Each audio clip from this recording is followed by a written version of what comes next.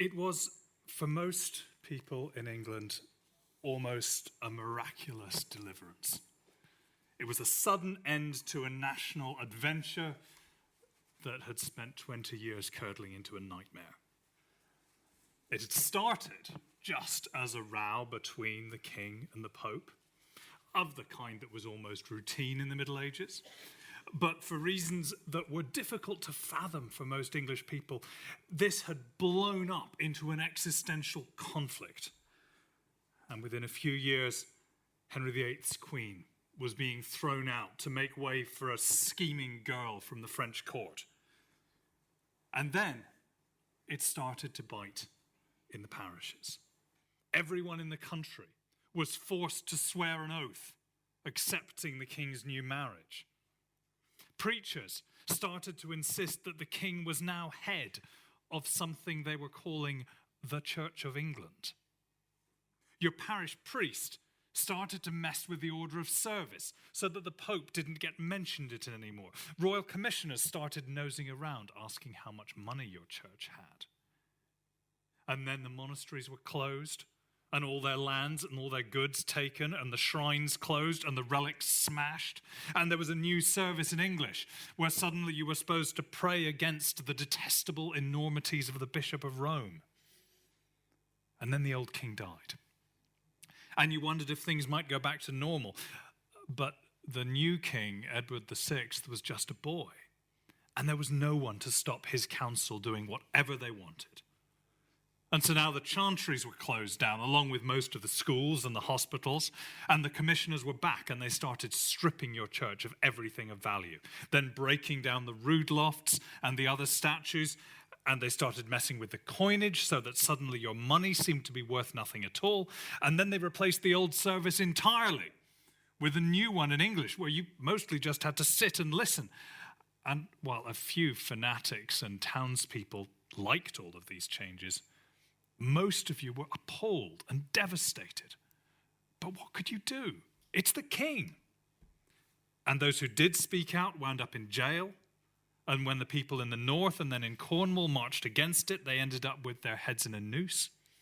So all that you could do was endure it and pray that when the boy king grew up, he'd put these heretics and plunderers in their place. But now the boy's turning 15, and it's starting to look like he's one of the fanatics too, and there's going to be no end to it. Old England is gone. And then come the new rumors that the king's sick, that he's very sick, that the council have declared that the throne isn't going to pass to his sister, who anyone can see is the rightful heir, but it's going to go to some cousin who's married to the wicked Duke of Northumberland's son.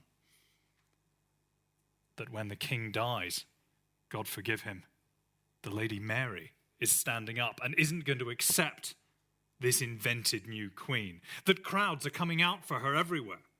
That even in London, that Babylon of heresy, that people are turning on the so-called Queen Jane. And before anyone knew it, it was all over. The Lady Mary was queen. Bonfires were lit all over the country. And soon enough, the hopes were fulfilled, the mass was restored, the heretical bishops were driven out. Her cousin, Cardinal Pole, came back to England after his 20 years in exile as the Pope's emissary and was soon made Archbishop of Canterbury. He led England back to where it should be, at the heart of Europe, reconciled to Rome. It's all over. And England's 20-year dalliance with the horrors of heresy would surely teach her to be faithful to Mother Church forevermore. After all, it's not as if England had ever shown any signs of this Romo-skepticism before. This was the country which, through the Middle Ages, had been proudly, maybe inordinately proud, that it had been converted to the Christian faith by the initiative of a pope, Gregory the Great, who had famously seen blonde English boys in a slave market and had been told that they were Angli and said that they were not Angli but Angeli, angels. The English had been Rome's angels ever since, or close enough. The Pope had given William the Conqueror his crown, had made Henry II Lord of Ireland, and English kings had been famously loyal in return, from Richard the Lionheart on crusade to Richard II standing up for the Pope in Rome when the French set up their own puppet alternative in Avignon. Even Henry VIII, as a young man, had fought for the Pope's league against his enemies and had written against that heretic Martin Luther. None of the anti-papal nonsense that you heard from the French.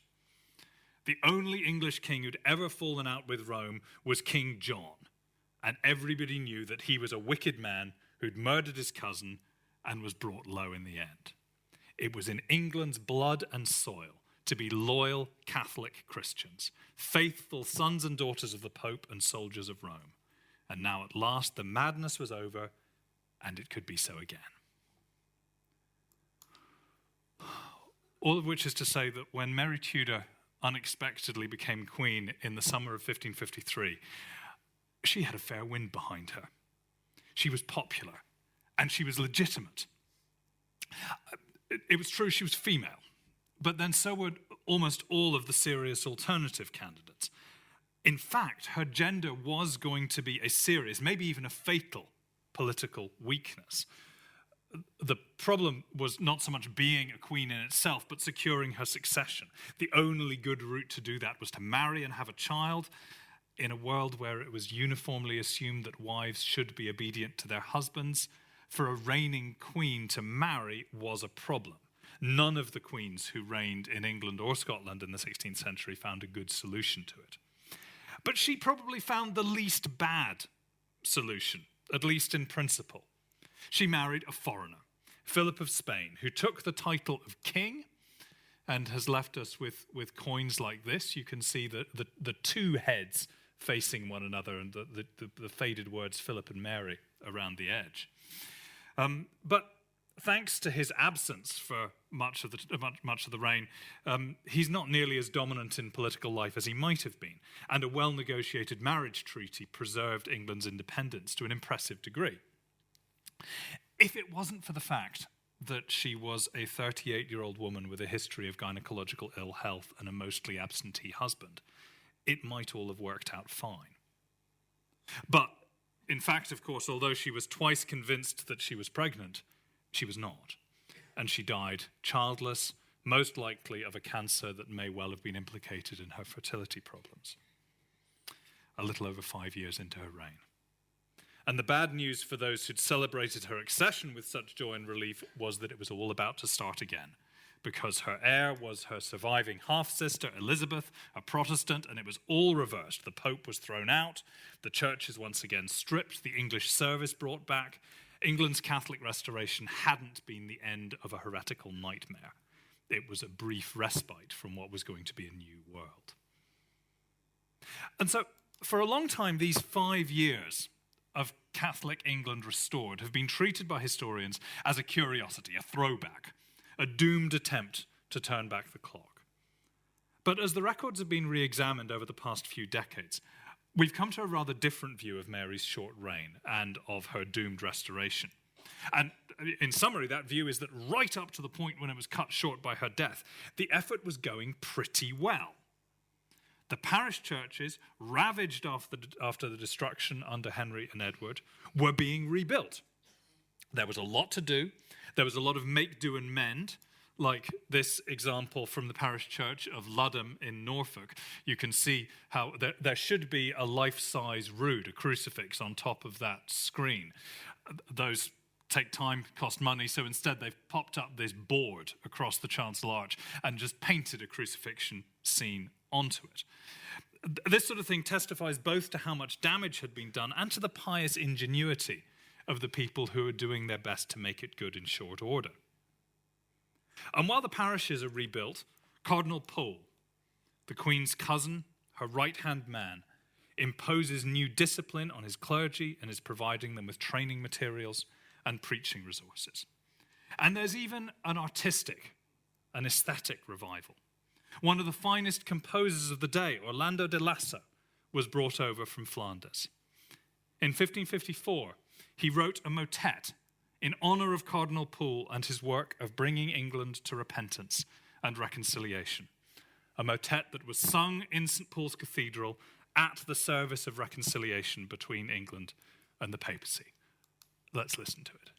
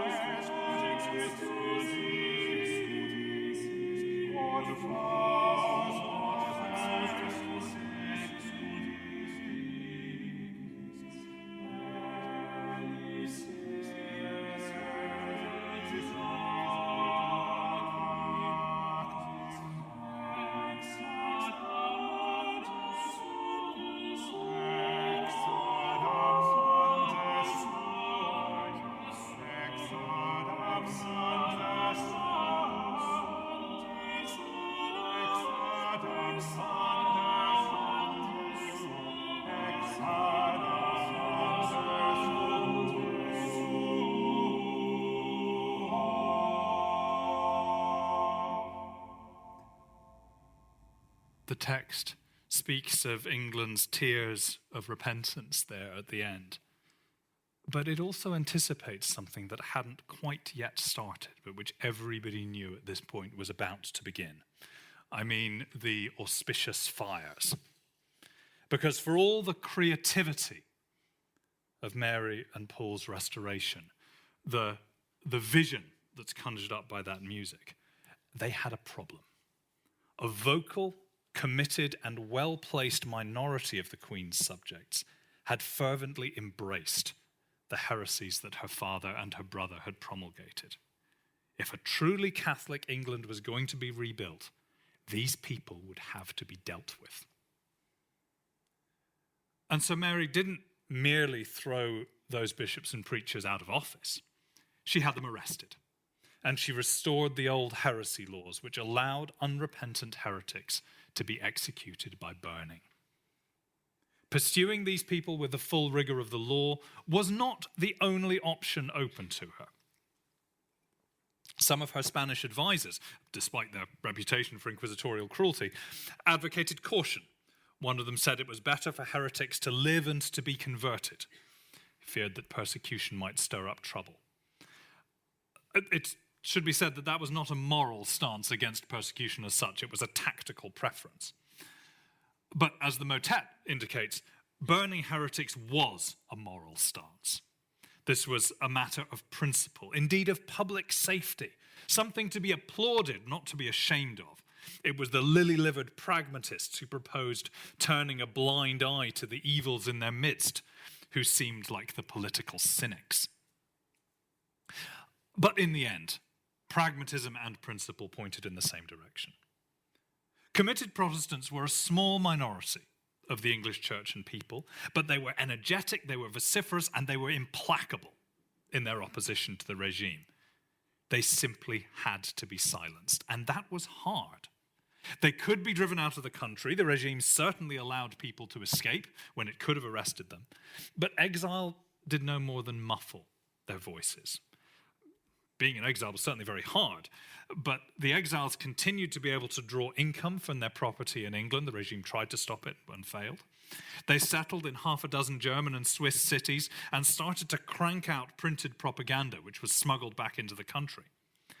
And if exile failed to silence them, imprisonment was not much better. Tudor prisons were notoriously porous. principally because they were funded by prisoners paying the costs of their own incarceration, which meant that they virtually became their jailers' employers. It therefore only took a little bribery to ensure that prisoners could send and receive letters or receive visitors or even make short trips outside.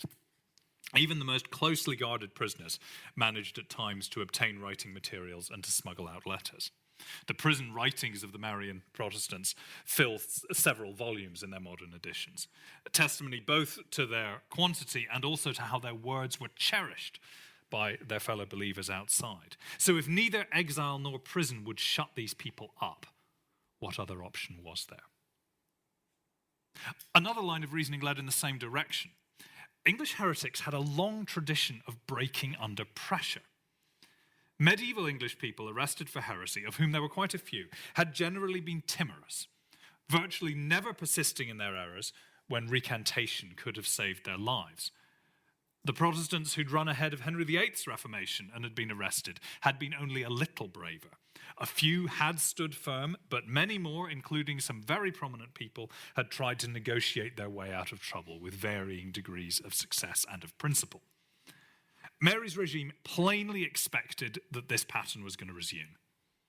King Edward's chief minister, the Duke of Northumberland, when he was facing death at the beginning of the reign, followed the script precisely, abjectly recanted his Protestantism in an attempt to save his life, vainly, as it happened, since in his case the charge was treason rather than heresy.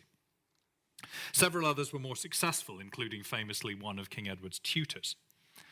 If a large number of others had joined them, matters would have turned out very differently. Recantation was the best possible outcome for the regime. Purity of doctrine is preserved, it's a propaganda coup, it's a public humiliation for the Protestants, and not least, a soul is snatched from the jaws of hell. If you're one of the bishops who is leading the anti-heresy campaign, then you might agree that a firm line is necessary, but there is no escaping for the fact that for you as a Christian minister to consign one of your own flock to death by burning represents a pretty disastrous pastoral failure. And so the regime expects recantations, it wants them, it works hard to secure them. Very senior members of the government spent days and weeks on end debating with prisoners, trying to win them round or to wear them down. And yet, against all expectations, most Protestants held firm, especially the leaders. Under Henry VIII, things had been different. The king's policy was ambiguous. The evangelicals' own beliefs were ill-defined. Now things were plainer and the divide was sharper.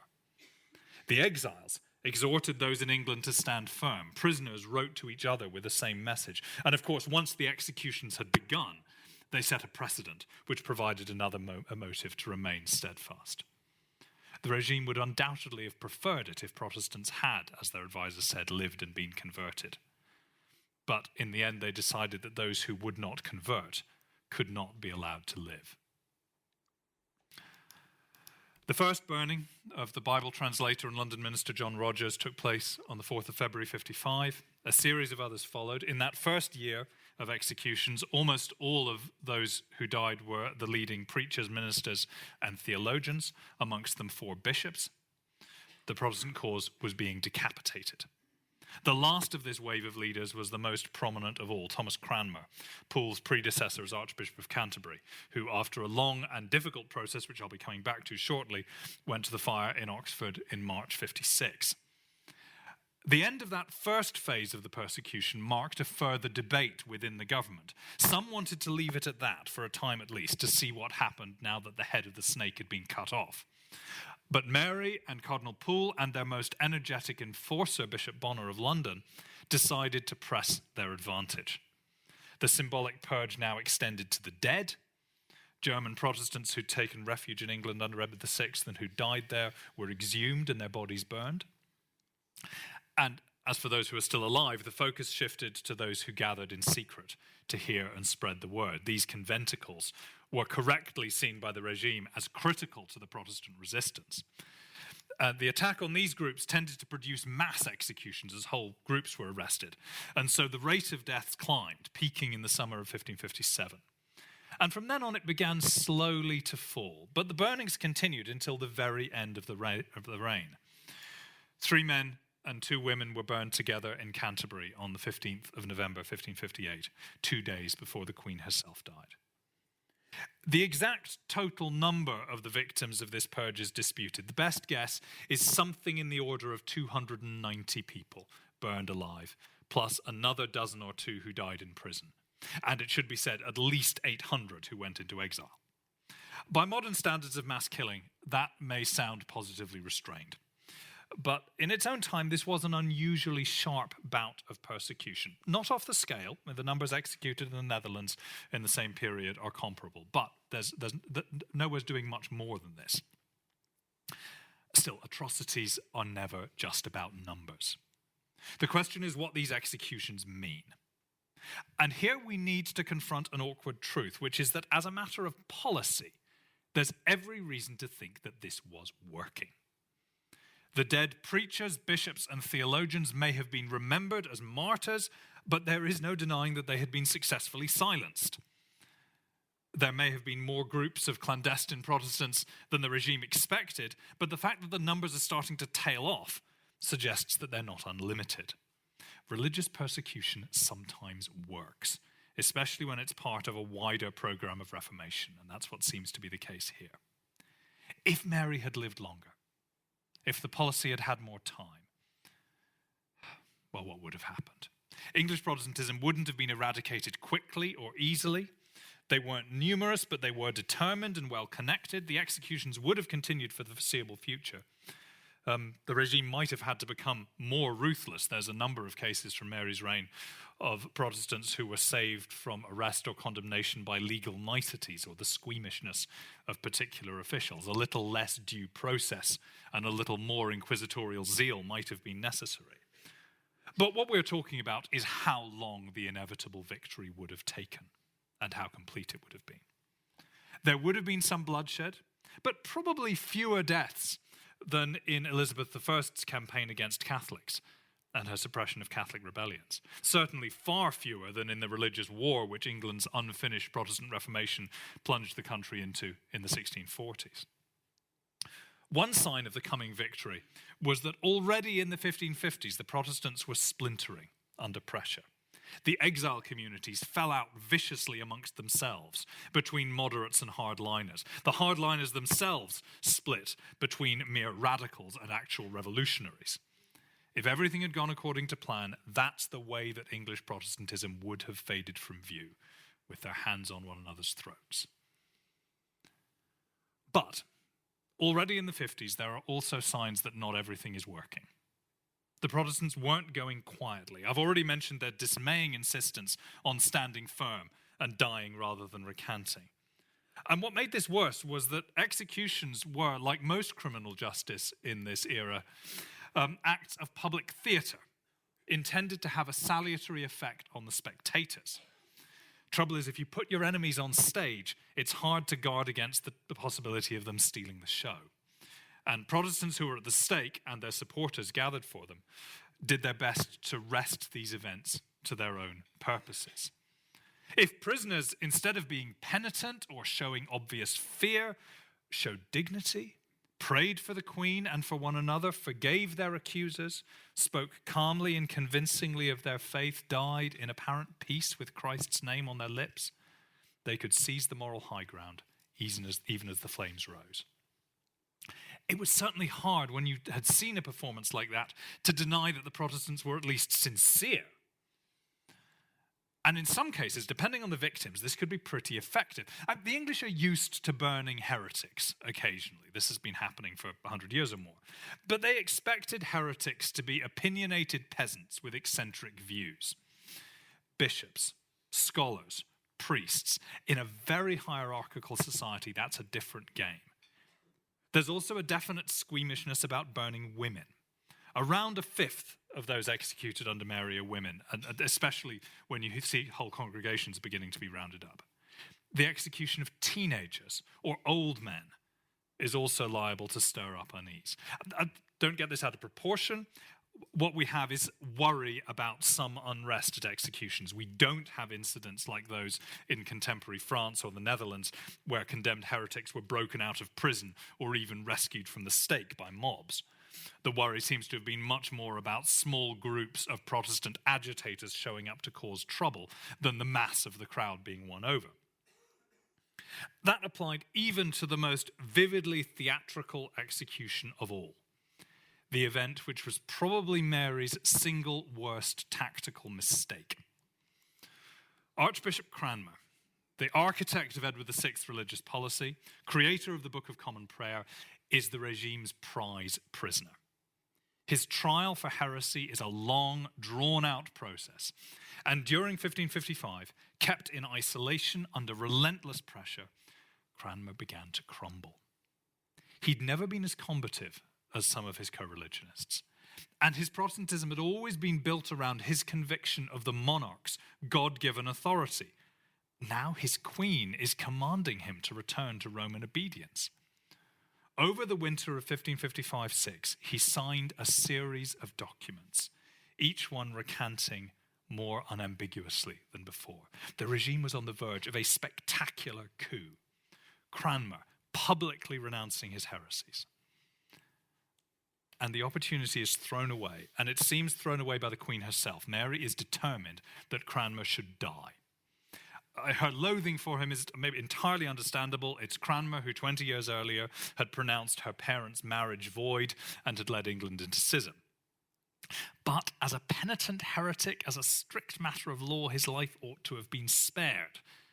The decision to kill him anyway looks unpleasantly like personal vengeance. It may be that the manifest injustice of the sentence changed his mind. Maybe the knowledge that his death was unavoidable removed the temptation to try to buy his life with recantations. Anyway, he returns to his Protestantism in the most decisive fashion possible, declaring at the stake that his right hand, which had signed the recantations, would burn first. He held it steadily in the flames until the smoke overcame him. It was the single most vivid and most memorable demonstration of sincerity at any of the executions. The regime's obvious confusion as it tried and failed to come up with a strategy to kill the story is matched only by the relief and enthusiasm with which Protestant propagandists seized on it. Because, of course, the battle for control of this theatre of execution didn't end when the fire was put out. Since the beginning of the Reformation, Protestants had been claiming that executed heretics were martyrs, were witnesses to the faith, a momentous category that put them in succession to the martyrs of the early church. Their propagandists celebrated, burnished these stories. Images like this is the front cover of the first English Protestant martyr book from 1546, shows this lady, Anne Askew, dressed not in normal 16th century clothing, but in sort of quasi-Roman robes and carrying a martyr's palm of victory. And notice curled around her feet the dragon with the human face and the Pope's crown on his head. When Mary becomes queen, Orlando Lasso wasn't the only one to anticipate that the fires would soon start up again. Protestants in exile were celebrating their martyrs well before anyone was actually killed. In particular, a young English scholar in exile in the Swiss city of Basel, a man by the name of John Fox, took up the mantle of his mentor John Bale, the author of the book we were looking at a moment ago, and began planning a much more ambitious work of martyrological history. The first versions he published in Latin, first in 1504, another one in 1559, are just ancient history, claiming the heretics of the Middle Ages for the Protestant cause. With a Swiss friend, he was working on a giant Latin martyr book that would bring together Protestant stories from across Europe. But then Mary's death brings him back to England and changes the nature of his project. He was urged to produce a history specifically of England's martyrs and to do it in English. He's enough of a scholar to feel that publishing in English is crass pandering to the mass market. When he sends the finished book to his old Oxford college, he sends it with a covering letter, in Latin of course, apologising for having dumbed down. Still, he did it. This is the famous title page of the first edition from 1563. It's worth a closer look. So first, the title. The book is uniformly known as Fox's Book of Martyrs, but he actually calls it Acts and Monuments of These Latter and Perilous Days. So it's both remembering that the danger has now passed for the time being, but with that phrase, latter and perilous days, implying that these executions are one of the signs of the times, the nearing end of the world, and therefore, if there's a brief lull in the persecution now, no one should imagine that their troubles are over. And specifically, if you look further down the title, he's remembering the cruelties inflicted by the Romish prelates, especially in this realm of England and Scotland. There's, of course, no such place as this realm of England and Scotland. There are two kingdoms which are ancient enemies and have only very, very recently been brought into alliance by their shared commitment to the Protestant Reformation. In fact, there are very few Scottish martyrs in his story. Fox has some trouble making good on that part of his promise. But he's determined to assert that united identity for the whole island. And he also, as you can see, takes the story back to the year of our Lord 1000. That's not an arbitrary round number as a starting point. It's the date, according to one reading of the New Testament, when the devil was unchained. Fox and others linked that to the long-standing tale of how Pope Sylvester II, who was Pope in the year 1000, was a sorcerer who'd conjured the devil, and this gives rise to the notion that ever since then the Roman Church had in fact been controlled and directed by Satan himself. That's just the title, but look at what's going on around it. At the top, of course, you've got Christ in glory, emphasizing, as any good Protestant would, that God is absolutely sovereign, that nothing takes place without his permission, that all the forces of evil have only as much power as he chooses to allow them, and that in the end they will all be trampled beneath his feet. And the angels on his left and on his right proclaim his glory, but below that the stories diverge. At his right hand is the true church, who proclaim God's mercy, and at his left, the false church, the church of Antichrist, whose fate declares God's justice. And so on this side, you have the martyrs in heaven, again with their trademark palms, praising God. And here, the persecutors in hell, tormented by demons, are also praising him, because the fact of their punishment demonstrates his justice. And then if we move down the page, we see, again, the same parallel pair of stories, moving from the church triumphant in heaven to the church militant on earth. The martyrs praise him as the flames lick around them, whereas on this side, amongst the false church, they're idolaters and blasphemers. And here they're praising not God, but this piece of bread. In the Mass, they're worshipping the bread as if it were God. For Protestants, that's the most extreme blasphemy. And then at the bottom, we've got images of the two churches in their essence. So in the true church, the preacher, who, as you can see, is bearded, like Cranmer himself, none of your shaven-headed and tonsured priests here, leads his people in understanding the word of God. The women have got their Bibles open on their laps so they can follow him. There are no idols. You do have the anti-idol in the corner, the Hebrew letters of the name of God. This is the closest Protestants will let themselves come to a visual depiction of the sacred. Whereas in the false church, on this side, the women click-clack on their rosaries instead of reading anything. And most of the people are not listening to a preacher at all, but are going on this idolatrous procession to the shrine.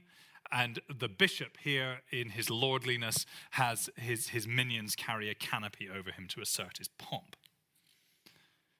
So this book does much more than just assemble the stories of the martyrs of Mary's reign. It weaves them into a narrative, a single sacred story, of which all of them are exemplars. And it's a monumental book, as the title suggests. It's deliberately vast, 1,800 folio pages in this first edition, including reams of original documents. Fox was a careful and a precise historian. He certainly selects his material, and he will deliberately suppress things that don't fit his story. But he doesn't make stuff up. And he also doesn't accept what he's told uncritically. His unpublished papers are full of materials which were sent to him and which he thought too dubious or problematic to include. There were nevertheless quite a few mistakes in this first edition. Most of them pretty minor, one or two more embarrassing ones, like the tale of the persecuting Catholic magistrate who, as he says, by God's providence, died a horrible death soon afterwards, but who, when the book was published, indignantly protested that he was alive and well and living in Suffolk. The criticism which these mistakes attracted led Fox to redouble his efforts. The second edition, which appeared 7 years later in 1570, is a thorough rewrite, much more meticulously researched, now running to over 2,300 pages, and as you can see in the ominous change to the title, it is now the first volume. 2 volumes of this covering 2 million words, 2.5 times the length of the Bible. And now, instead of starting at the year 1000, it's taken back to the time of the first apostles and to the Roman persecutions. One continuous story of the sufferings of Christ's people at the hands of Antichrist's minions. There is a bitter irony to this book, which is that John Fox himself was not in the business of fomenting nationalism and religious war. He believed something which in this period was very unusual, eccentric even. He believed that killing people for their religious beliefs, any religious beliefs, was wrong. He was very clear that Catholicism was a demonic plot, but when Elizabeth I's government started executing Catholic priests, Fox did his best to intervene to stop it, to no avail, of course. Having started as a cheerleader for Elizabeth, he becomes increasingly disillusioned. The later editions of his book are progressively more open about celebrating figures who opposed priestly tyranny and even those who taught pacifism. And while his book is in English and chiefly about England, he never lost the international perspective of those years in Basel. The book always includes accounts of other parts of the world. England's story is presented as part of that wider tale. He genuinely did not intend his book to become a manifesto for violent religious nationalism. And yet that's what happened.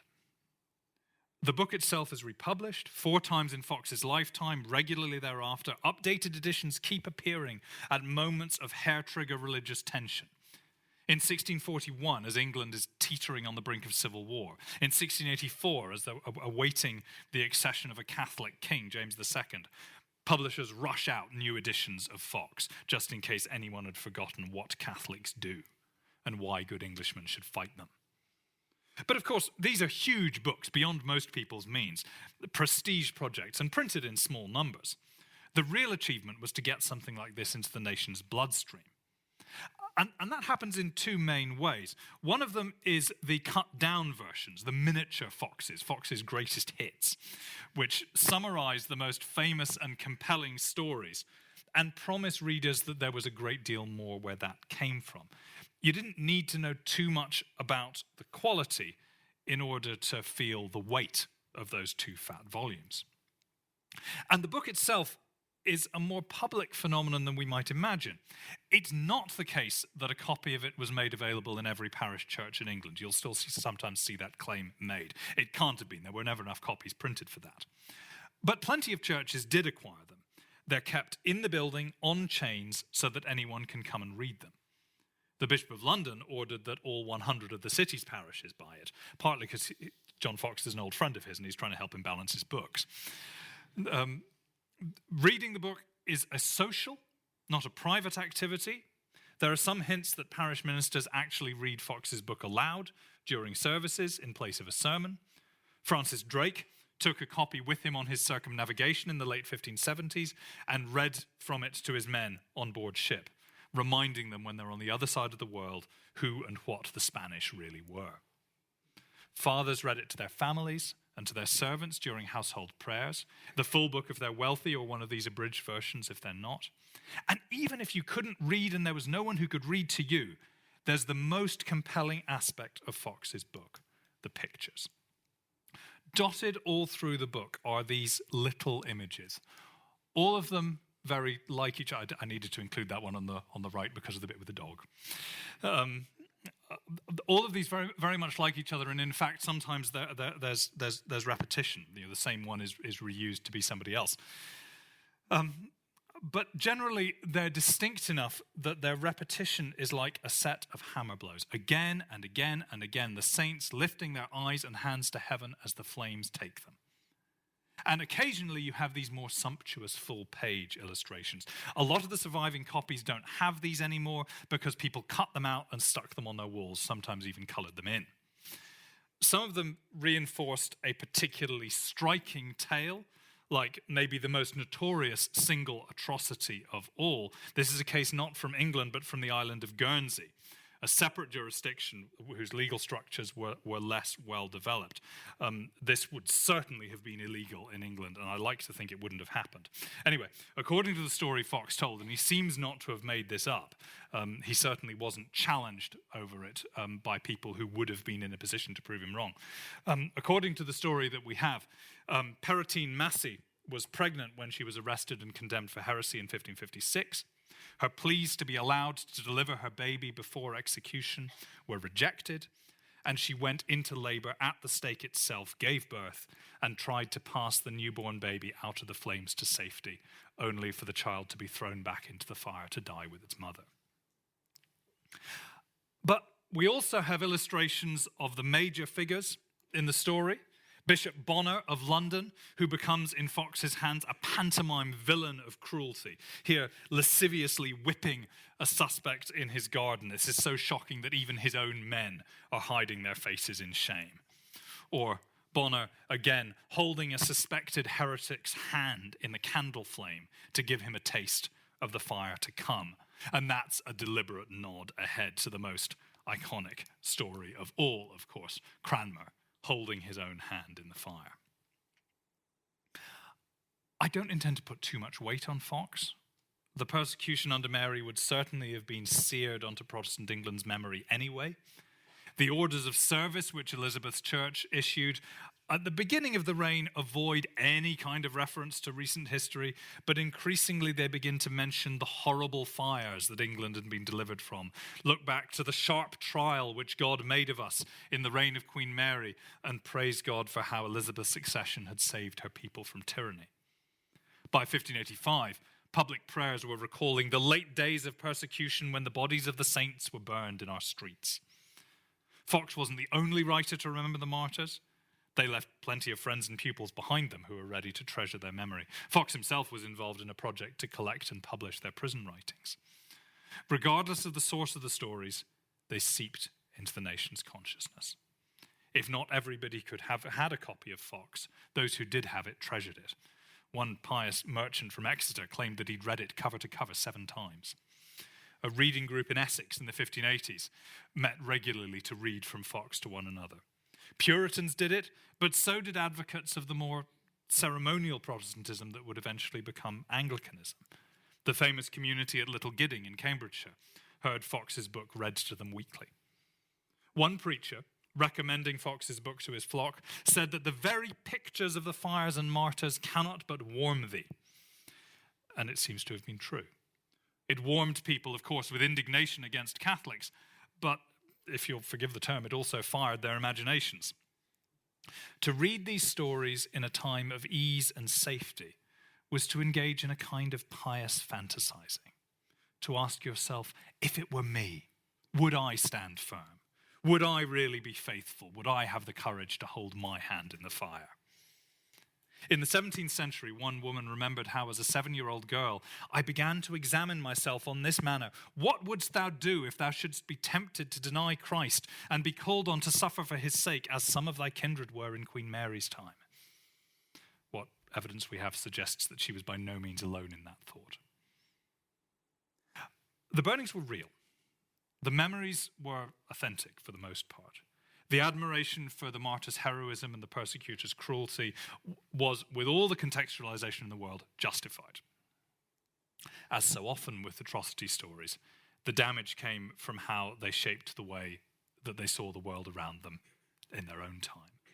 Because new stories kept coming which could be made to fit into the narrative. The rebellion of the Northern Earls in 1569, the Pope's excommunication of the Queen in 1570, the St. Bartholomew's Day massacre in 1572, the sack of Antwerp by Spanish troops in 1576, the Spanish Armada in 1588, the Gunpowder Plot in 1605, the crushing of the Protestants of Bohemia in 1620, the Irish Rebellion in 1641. It's all a single story once viewed through this lens a story of Catholic cruelty.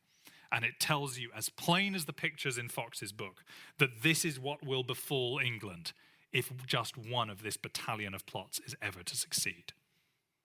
In 1617, an 8-year-old girl in Northamptonshire heard her elders talk about worrying foreign news and a possible invasion. I will remember, she later recalled, that at this time, hearing some talk of their cruelty and hearing of the joys of those martyrs that suffered for the Protestant religion, I was very apprehensive of their blessedness. In a little girl, that produces nothing worse than nightmares.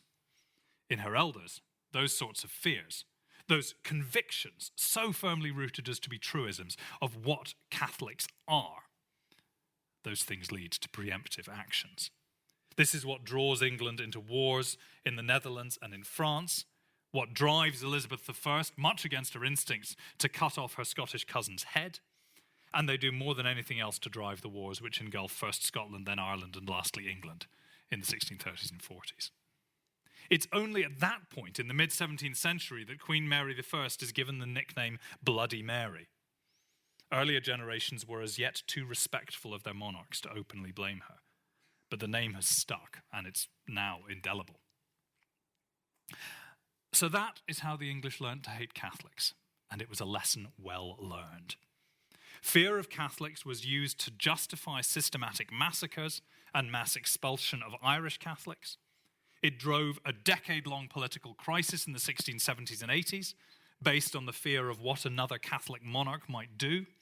It sparked a grimly farcical panic about an entirely invented popish plot in 1678 to 81, which resulted in at least 22 executions. A century on, an attempt to loosen anti-Catholic laws in 1778 to 80 led to mass demonstrations, the so-called Gordon riots, eventually put down by the army, with a death toll almost equaling Mary's body count. Further attempts to relax the laws caused paralyzing political crises in 1801 and 1829, in both cases bringing down prime ministers. The restoration of the Catholic hierarchy, the bishops in England, in 1850, provoked a wave of protest, including a grand anti-popish procession against the papal aggression. In Victorian times, there was a rash of monuments erected to the Marian martyrs, like this one in Oxford, and this ironic one in my old hometown of Gloucester to Bishop Hooper, who was burned there. Bishop Hooper regarded his bishop's robes as idolatrous rags, and he only wore them under excruciating pressure. But the evangelical Victorian Anglicans who wanted to commemorate him as a martyr did not share those prejudices. And as ever, memorialization is about the needs of the people who are doing it, not the people who are being remembered. In the 20th and 21st centuries, this legacy of prejudice has been at its most explicit in Northern Ireland, where loyalist marching banners still regularly feature the Marian burnings. But those of us on this side of the water shouldn't kid ourselves that we're free of it. British law still requires the monarch to be a Protestant.